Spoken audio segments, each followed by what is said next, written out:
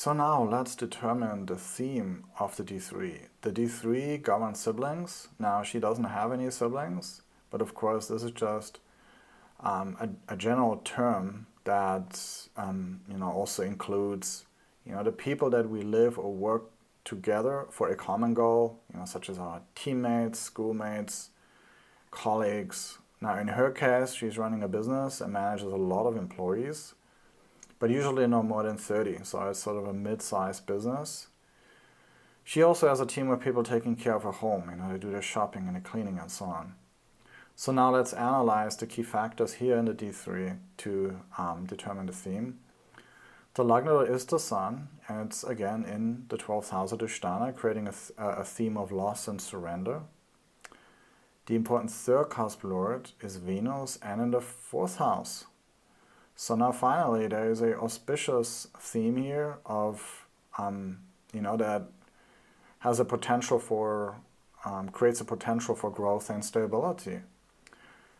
The Karaka Mars is in the 8th house, and this is, of course, a Dushtana house. So the prominent theme of this Varga, of course, is that of inauspiciousness, because there will be breaks and losses. However, there is also going to be an auspicious theme here that is going to cause some stability and harmony as well with the people that she is dealing with. So let's break this down a little bit. We again have here a 12th house theme of extra costs and diminished return. Okay, the Lagna Lord is here again in the 12th house and is going to indicate how she relates to this part of her life, right? Which is that of managing the people who are working for her. And her attitude is that of, if I don't give them more money, right, if I don't sacrifice myself for them, then they wouldn't show up to work at all. Right? Every day she is struggling with the idea that even though I pay them well, they're still going to do a bad job. Many times I have to do a lot of it again myself. And these people are actually not worth keeping. And so this is a general theme here indicated by this Lagna Lord Sun in the 12th house. Now to make it worse, the Karaka Mars is in the 8th house of, we could say, power struggles and betrayal. Some employers, they secretly talk to other employers and make a plan to undermine her authority.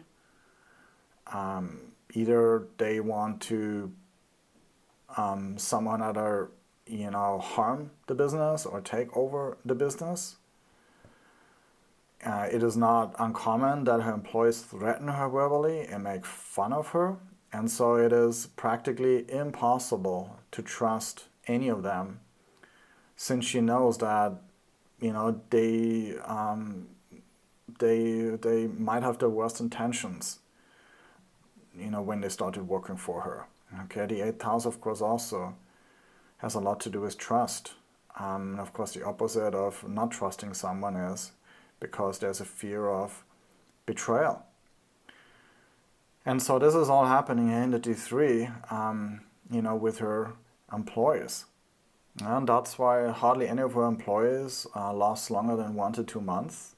There are some that she keeps longer simply because she can't afford to lose them at certain stages of her projects, but all she can do is really keep them in check as much as possible. And if it wasn't here for this, 4th house influence, she probably couldn't even maintain those, right? So the 4th house here adds that stability, that growth to some of the relationships with her employees.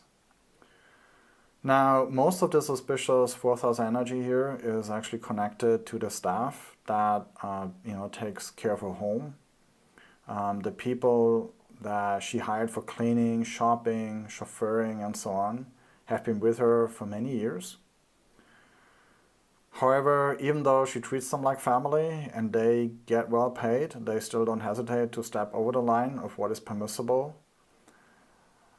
One time after many, many years, she actually found out that her chauffeur, against her will, used her car for his own purposes for many years, and and basically had her pay for the petrol and any other costs that were part of sort of maintaining the vehicle. So now let's move on to the D4 and determine the theme of this Varga, which deals with financial fortune and real estate, right? Is this going to be a very difficult area of her life where there's a lot of hardships and setbacks, or is this area of her life, does it unfold sort of in a very effortless and lucky way? So we can see here that the Lagna Lord and the important fourth Lord is Mars and is in the fourth house, which is an auspicious house. Okay, so gradually the Vargas are getting better for her with regards to the theme. Right, already we got 2 auspicious factors as part of the theme. But we still got the important Karaka Mercury in the 12th house, right? And this is not surprising that there's an indication for loss of fortune in the D4, because she lost most of the money that she made in her business. But luckily here, Mars is in the 4th house and was able to safeguard at least some of her investments when all of this happened. Now, to understand this Mars, Mars better, okay, we need to go back to the D1. There's a yoga in the D1 that basically says that if the malefics, Sun, Mars, and Saturn are on angles, then a person's wealth is in real estate. And if the benefics, Venus, Mercury, and Jupiter are on angles, then the wealth is in the bank, okay? And so here we basically have only 2 planets on angles, and that are the 2 malefics, Mars and Saturn. And so after, we can see here the wealth explosion of Rahu in the 11th house, came to a sudden and unexpected halt here in Saturn Rahu.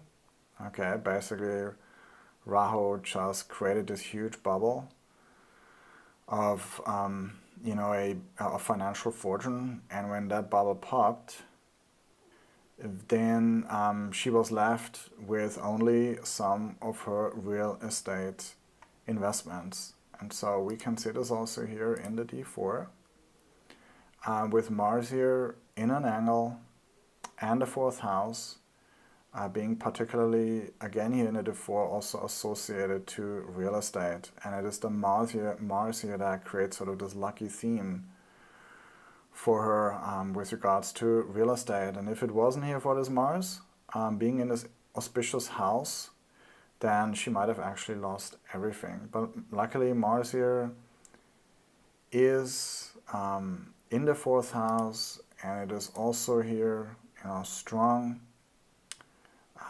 in its own sign in the D1, and it is in an auspicious house here in the D4, and so she didn't lose everything, right? Because the theme, of course, that comprises of the Lagna Lord and the important cusp Lord, shows that she is also going to be lucky as well, okay?